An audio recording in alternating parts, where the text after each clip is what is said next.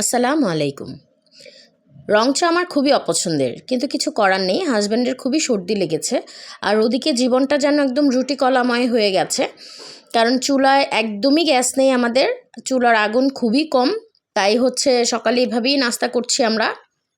শীতকাল এসেছে, আরও বেশি সমস্যা বাড়বে। তো এদিকে বাচ্চাদের কোচিং ছিল, ওদের পরীক্ষাও চলছিল। তো এই জন্যই ওর বাবার সাথে চলে গেল কোচিংয়ে, আর ওদিকে আমি খুব তাড়াহুড়া করে রান্না করার ব্যবস্থা করে নিচ্ছিলাম। আসলে আমরা কি খেতে চাচ্ছি বা আমাদের কি মন চাইছে সেটাতে কিছু আসে যায় না এখন। এই গ্যাসে, এই চুলায় কি রান্না করা যাবে, কি খাবার রান্না করলে আমরা খুব সহজেই এই আগুন দিয়ে রান্না করতে পারবো, সেভাবেই হচ্ছে চিন্তাভাবনা করে রান্না আগাই। তো এই জন্যই হচ্ছে কাঁচা বাদামটাকে আমি ভাজতে বসিয়ে দিয়েছিলাম, কারণ এটা ভাজতে খুব একটা আগুন লাগে না, খুব কম আগুনেই এটা ভাজা হয়ে যায়। তো ভেজে আমি এগুলোকে এভাবে ঝেড়ে ব্লেন্ড করে নিয়েছি। এটাকে পাটাপুতাতেও হচ্ছে করা যায়, কিন্তু আমি একটু শর্টকাটেই করছিলাম। আর আমি জানি না আমাদের বিক্রমপুরে বাদাম ভর্তা খায় কি খায় না, কারণ আমি বিয়ের আগে কখনো বাদাম ভর্তা খাইনি। আমি এটা মুনতাহার মার কাছ থেকে শিখেছি বাদাম ভর্তাটা। পাটায় পিষলে বেশি মজা হয়, কিন্তু আজকে আসলে একটু তাড়াহুড়া ছিল বলেই, আর তাছাড়া অন্যান্য কাজও ছিল, তাই আর পাটার ঝামেলা করতে যাইনি, ব্লেন্ড করেই ভর্তা করে নিয়েছি।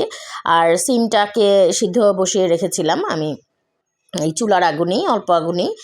আর ওদিকে হচ্ছে বোয়াল মাছটাকে আমি আজকে বোয়াল মাছও রান্না করব, কিন্তু সেটা আসলে ভিডিও করা হয়নি, দুঃখিত। কারণ আমি আগেই বোয়াল মাছ ভেজে রেখেছিলাম, যখন চুলায় একটু আগুন ছিল আগেই সব মাছ ভেজে আমি ভাগ ভাগ করে ডিপে রেখে দিয়েছিলাম। তো সেটাই হচ্ছে ভুনা করেছি, তো সেটা দেখানো হয়নি, দুঃখিত আবারও।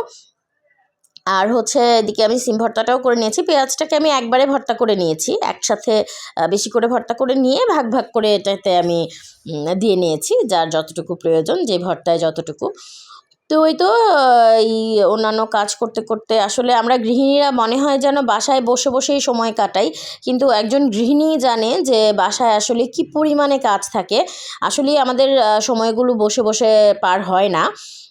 ভিডিও করা এখন এক্সট্রা একটা কাজ হয়েছে আমার, কিন্তু এটার আগেও কিন্তু আমরা কোনো গৃহিণীরাই ঘরে বসে থাকি না, অনেক বেশি কাজ থাকে।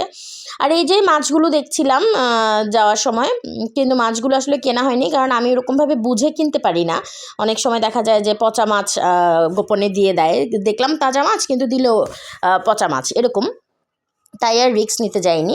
আর আমাদের চুলার আগুনটা সন্ধ্যার পরে বেশ কিছু বাড়ে, তাই হচ্ছে আমি কিছু সবজি কিনে নিচ্ছিলাম রাতে রান্না করব বলে। তো সবজি আসলে খুব একটা সুবিধার ছিল না, কিন্তু দাম একদম মানে ধরাছোঁয়ার বাইরে ছিল, এরকম একটা অবস্থা। তো এই তো বাসায় এসে ফ্রেশ হয়ে এখন বাচ্চাদেরকে নিয়ে খাওয়া দাওয়া করব। ভালো থাকবেন সবাই, আল্লাহ হাফেজ।